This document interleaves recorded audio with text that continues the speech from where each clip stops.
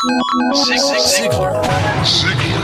Inspiring true performance. A number of years ago, Laurie Majors, my executive assistant, got a phone call from a lady in Birmingham, Alabama. At the end of the conversation, she said, Zig, she said, I believe this woman thinks she's got an impossible problem, but I believe you can solve that problem with her in just a few minutes if you will spend that time with her. I said, well, Laurie, tell her to meet me backstage. I'll get there about 10 minutes early. My schedule was such that was about all I had. Well, I got there, and I was on backstage behind the curtain on one side. She spotted me from the other side, and as she walked across the stage, I have never seen as much anger in a human being in my life as I saw in her. She almost started crying when she saw me. She said, oh, I'm just so glad to see you. I got this horrible job. I hate it. I hate everything about it. I hate everybody down there. I mean, you're talking about negative nails. She was it. She said, can you help me? Now, understand, I've only got about 10 minutes. So I looked at her, and one thing I have learned, I don't do counseling, but I talk with a lot of people who do, in psychology, psychiatry, and the ministry. And they tell me that everybody who comes to you with a problem are not necessarily looking for a solution. I couldn't understand that for a long time. Why do they bring you a problem if they don't want to solve it? Well, I can tell you why. They want to tell you about it, you about it, you about it, you about it, and you about it. And if you foul up the deal and solve the problem, they can't tell you again, you again.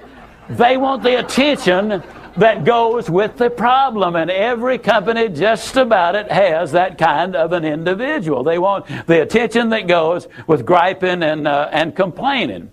Well, I looked at the lady, and it wasn't unkindly, but firmly I said to her, yes, and you know, ma'am, I'm afraid your problem is about to get worse. She said, what do you mean?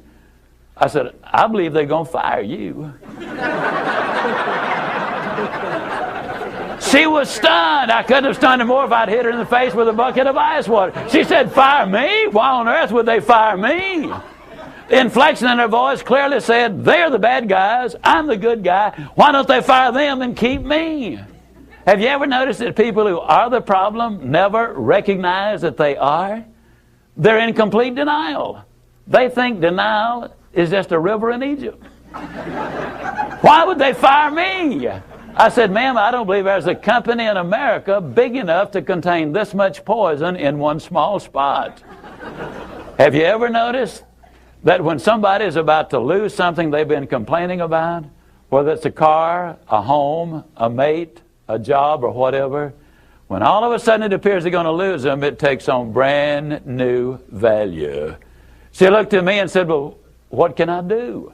I said, do you really want to know? She said, yes, I do. That's the reason I came to see you. I came looking for help, but you sure haven't been any help so far. I said, well, ma'am, I've got an idea, and I will absolutely guarantee you it positively, definitely, absolutely will work if you will just do it. She said, I'll try anything within reason. I said, okay, when you get home tonight, all of your household tasks are complete. It's bedtime. Get off in a room right by yourself.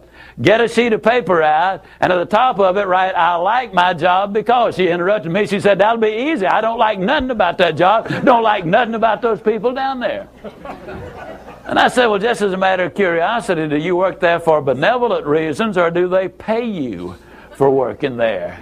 She said, well, I got to confess, they pay me. And I said, and you don't like to be paid? Oh, she said, yes, I do. I said, okay, tell you what you do. Open your notebook right now. We'll start our list of the things you like about your job. They pay you for working there, and you do like it, don't you? She said, absolutely.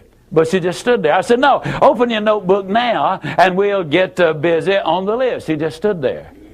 I said, ma'am, let me tell you what my experience in life has been. I've discovered that in 100% of the cases, no exceptions, people who won't take step number one never take step number two. You see, she had come to me with an impossible dream. Her dream was that nice Mr. Ziglar was going to solve all of her problems, and she would live happily ever after. Well, folks, I got news for you. I can't solve her problems. I can't solve your problems. But I will give you some steps that I'll absolutely, definitely, and positively will work for you, as it worked eventually for her. I said, well, ma'am, let me tell you something. Unless you're willing to take step number one right now, it's been nice talking with you. She angrily opened her notebook. Before we got through, there were 22 things she liked about her job. Not only did they pay her for working there, they paid her above average. She had 3 weeks vacation with pay. She had a retirement program. She was in on profit sharing. She had health insurance, life insurance, and accident insurance. She lived less than 10 minutes from home. She was in on management decisions. The company sent her to 3 seminars a year to be paid for. She had her own private office and parking place. 22 things that she liked about her job. Now I said, ma'am, when you get home tonight, everything is finished. Get off in a room right by yourself. Close the doors, change one word from I like my job to I love my job. Get in front of that mirror, and folks, I cannot say this strongly enough, but I'm going to try. The eyes are the windows of the soul. Look yourself in the eye, and with excitement and enthusiasm, say, I love my job because they pay me for working there. I love my job because they pay me above average for working there. I love my job because I have a wonderful insurance program. I love my job before every one of the statements. You will sleep better that night. You see, there's something hidden in what I'm saying to you now. When she says, I like my job, she's really saying, I'm grateful for my job. And of all of the emotions we can have, according to Hans Selye, the #1 stress specialist in America, the healthiest of all human emotions is gratitude. I said, you go down that list. I like my job. I love my job, rather. That is a way of gratitude. You'll sleep better the first night. Tomorrow morning, when you get up, get back in front of the mirror just before you go to work. Get back in front of the mirror and repeat the process again with excitement and enthusiasm. I love my job because, and take the list with you. Because the reality is, you see, you will have started to change from a fault finder to a good finder. Some people do really find fault like there's a reward for it. They really do. Take the list with you, and you will be able to add to that list, absolutely guaranteed. Do this every morning and every night, and you will have an astonishing recovery from this advanced case of stinking thinking. Now, I didn't say that to her, but I'm saying it to you. That's what it was. It was an advanced case of stinking thinking. Well, 6 weeks later, I was back in Birmingham, Alabama. I was doing a follow-up sales seminar.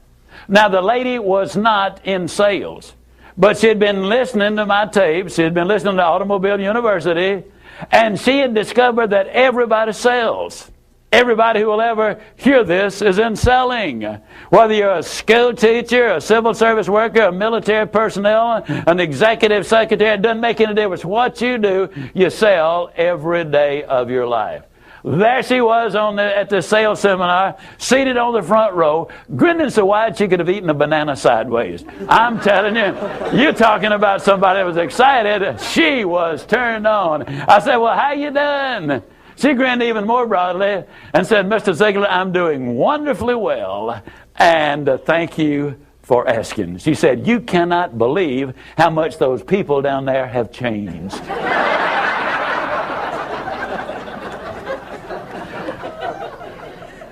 I got to lay it on the line, folks. You're not going to change anybody else till you change you. Everything really does begin with you. Now, you see, the unfortunate thing, this lady had been raised in a very negative environment. First, her parents had told her that she'd never amount to anything. They had said, you know, you're always late, you're always sloppy, why can't you be like your brother or your sister or whatever? When she got married, her husband had continued it, and so her self-talk had become completely negative. Everything that she said about herself was negative. Like Dad said, I'll never amount to anything. Or like my husband says, I can't do anything right. But when she started changing the input, then some radical changes took